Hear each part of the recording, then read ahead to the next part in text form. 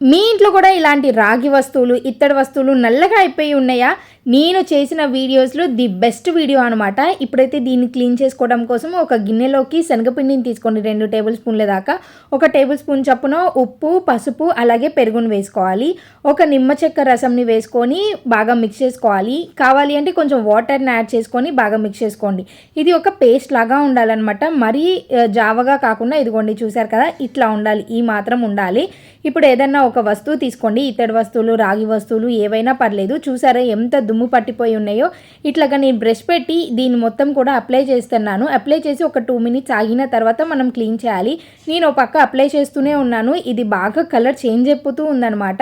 ఇప్పుడు ఏదన్నా స్క్రబ్బర్ ఒకటి తీసుకొని రుద్దుకుంటూ క్లీన్ చేయండి. కావాలి అంటే ఇంకొంచెం ఆ పేస్ట్‌ని పెట్టి క్లీన్ చేసుకుంటూ ఉండండి.